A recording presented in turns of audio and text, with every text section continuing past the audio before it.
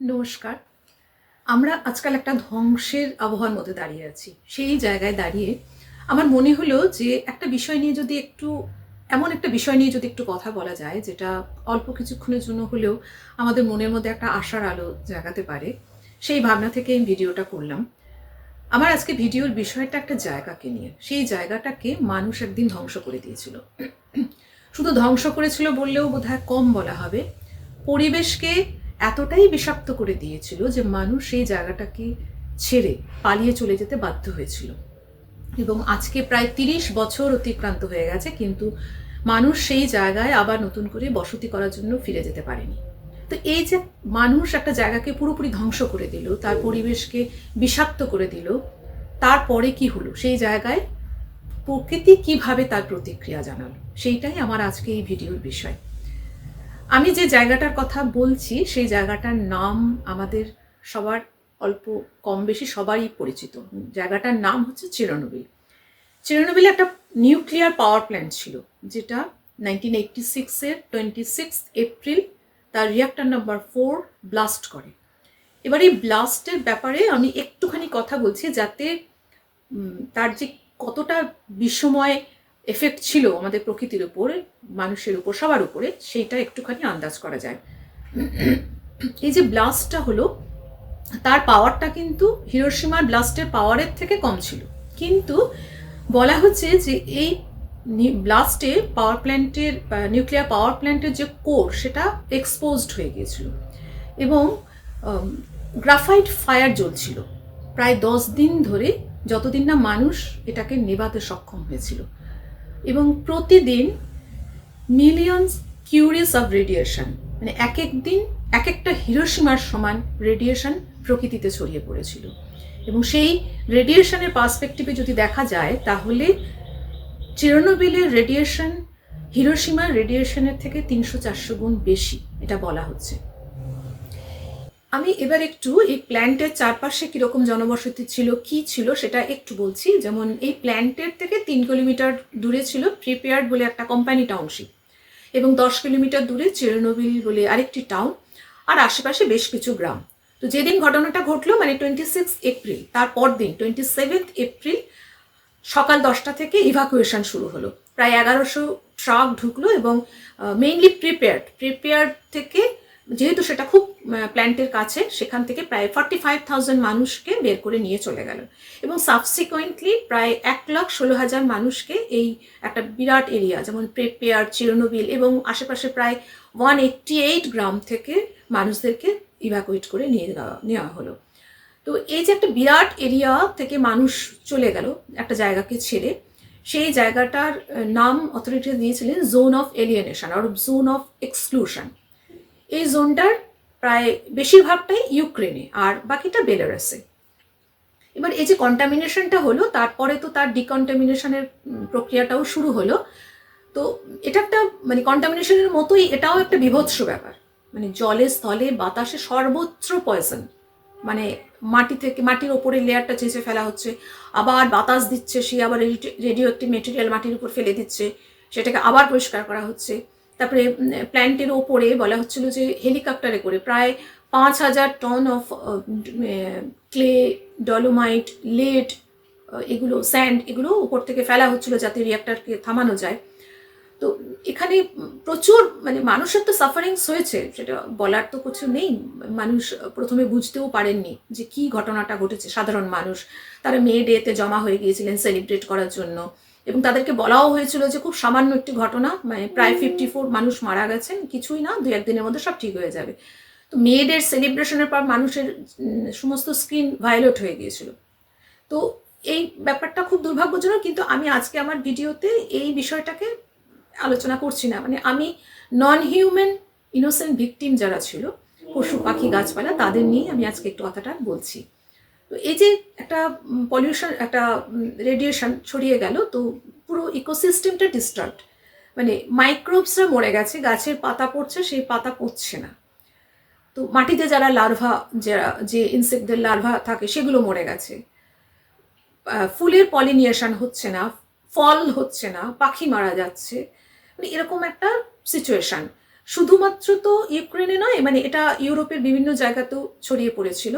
তো যেমন ধরুন নর্দার্ন স্ক্যান্ডিনেভিয়াতে বলা হচ্ছে প্রায় 1000 খানেক রেনডিয়ারকে মেরে ফেলা হলো, কারণ রেনডিয়ার যে লাইকেন খায় সেটা সন্দেহ করা হচ্ছে যে লাইকেন ভীষণভাবে রেডিয়েশনকে অ্যাবজর্ব করেছে, সুতরাং এই রেনডিয়াররাও রেডিয়েশন অ্যাবজর্ব করেছে শরীরে, সুতরাং এদেরকে মেরে ফেলা হোক, এইভাবে এদেরকেও মেরে ফেলা হোক। আরেকটা ব্যাপার যেটা, যে এই যে মানুষগুলো এই ঘর বাড়ি ছেড়ে চলে গেলেন, তাদের যারা মানে পালিত মানে ডোমেস্টিকেটেড যারা অ্যানিম্যালস ছিল, প্রায় 35,000 ক্যাটেল এবং 9,000 পিগস, এদেরকে সব স্লটার করা হয়। এবং এছাড়াও তো কুকুর বেড়াল এরা তো ছিল, ম্যাক্সিমাম স্লটার করা হয়, মেরে ফেলা হয়, এবং বাকি হয়তো কিছু পালিয়ে গেছিল জঙ্গলে।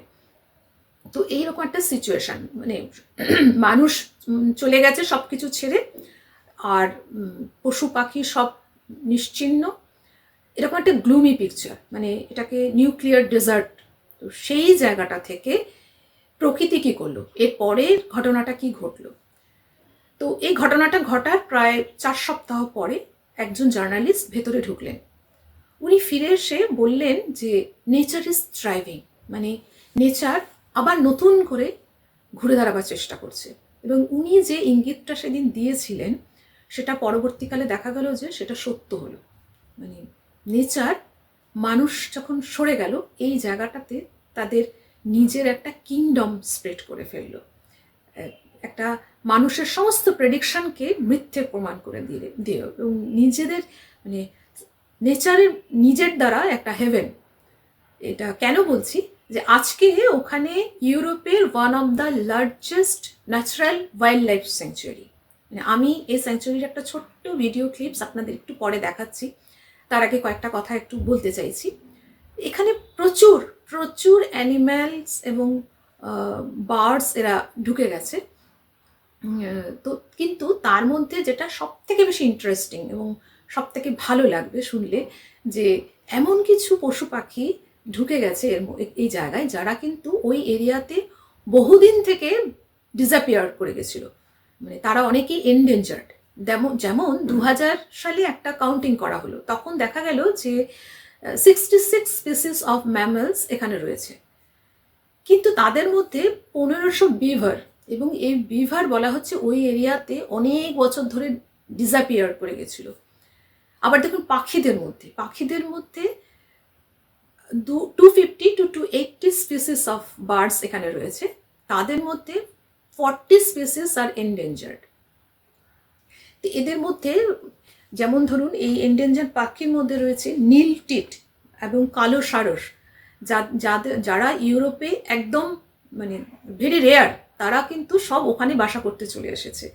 এবং এছাড়াও রয়েছে যেমন white tailed eagle, golden eagle, তারপরে গ্রেট হোয়াইট এগ্রেটস, এরা সব ওখানে বাসা করেছে। এবং আরেকটা হচ্ছে পানকৌড়ি 1986-এ প্ল্যানটা ব্লাস্ট করলো, তারপরে 1987-এ ফার্স্ট ওদেরকে দেখা যায় পানকৌড়িকে।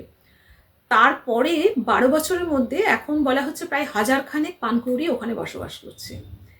মানে প্রকৃতি যেখানে ফাঁক পেয়েছে, মানে যেখানে জায়গা পেয়েছে এই পুরো এরিয়াটা জুড়ে, যেখানে কংক্রিট ছিল সেখানেও মানে প্রতিটি জায়গায় নিজের মানে সাম্রাজ্যকে বিস্তার করে দিয়েছে, এরকম একটা, এটা দেখলে আপনারা বুঝতে পারবেন।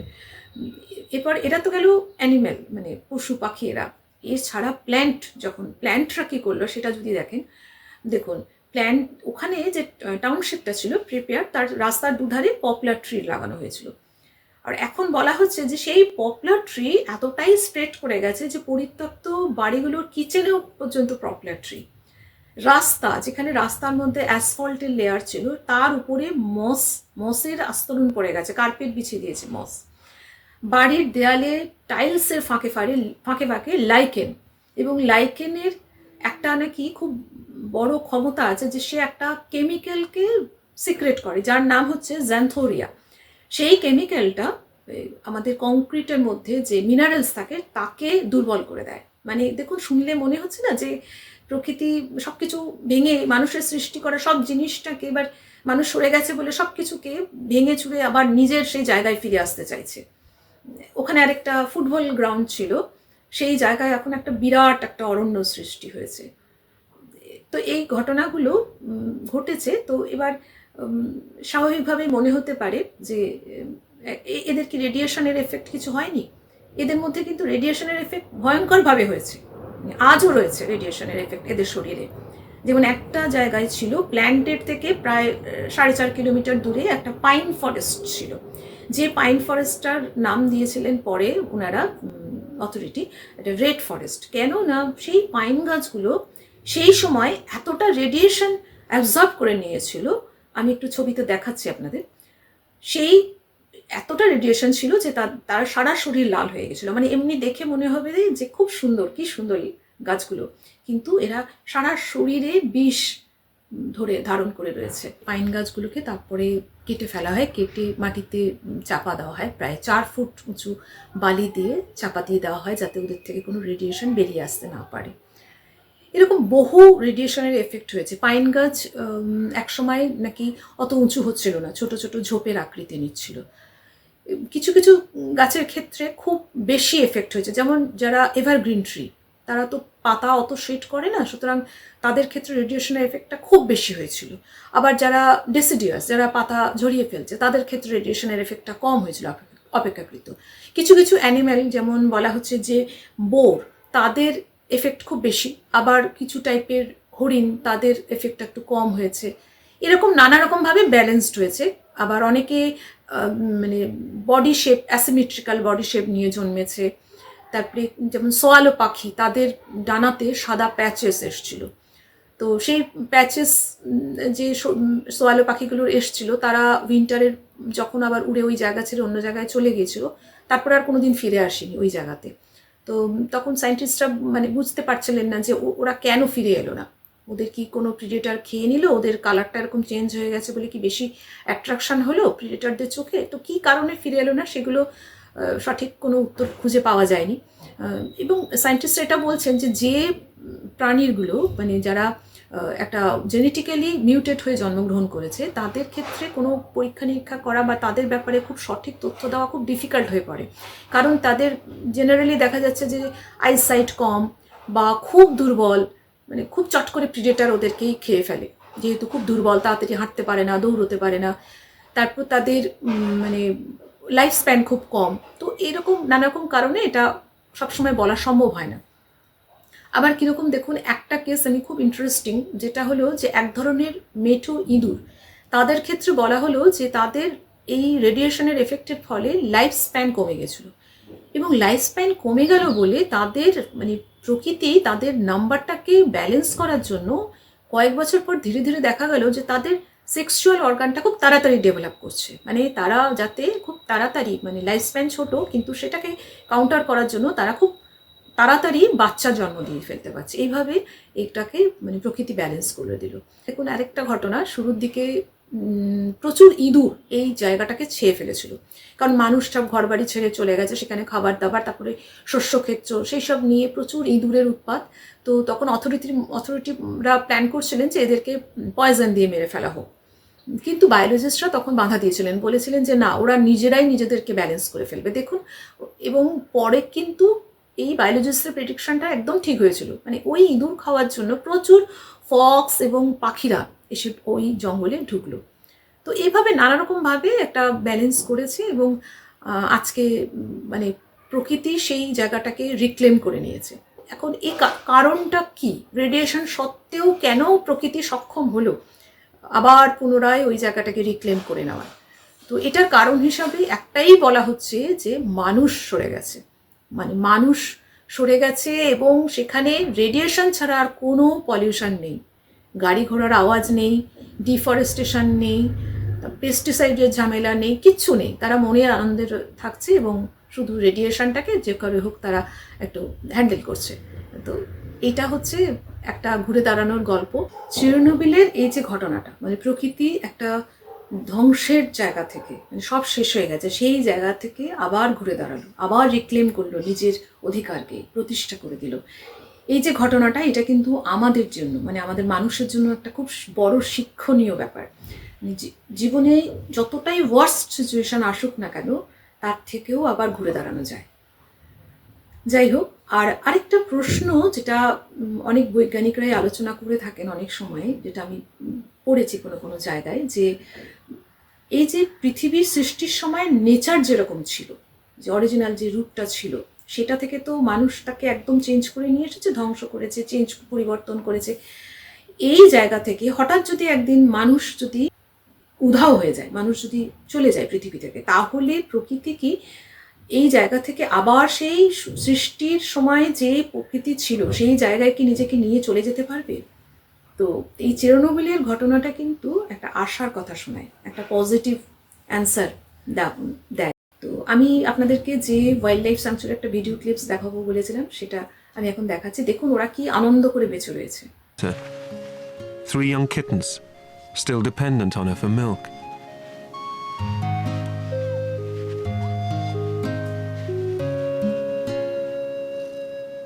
She was born here too, 3 years ago. She may be a house cat like her mother and grandmother before her, but few creatures here will ever see a human being.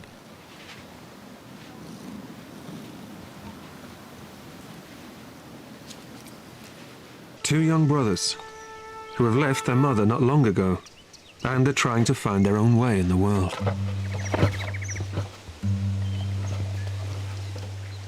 Those might look like bears trying to steal honey from a hive. But they're more interested in any bee larva that might be inside. When the young bears aren't playing, they're hungry.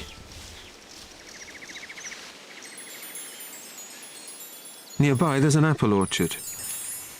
The trees here still produce a great deal of fruit, and the bears are keen to take advantage. But his climbing days are numbered. He's far too big for this kind of thing, and there are much easier ways for a bear this big to get apples from a tree. Like brute force.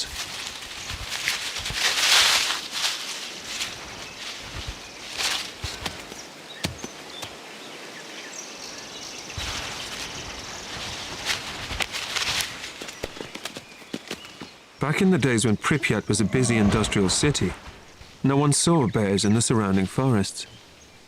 But in the years since the people abandoned this place, they've started to reappear. For them, this place has become an unlikely sanctuary. They pass through the zone and its villages and into the forests beyond its borders.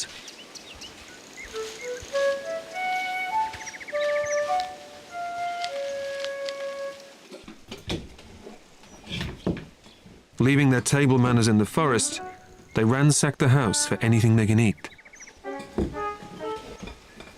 But finding nothing tasty on offer, it's time for breaking and exiting.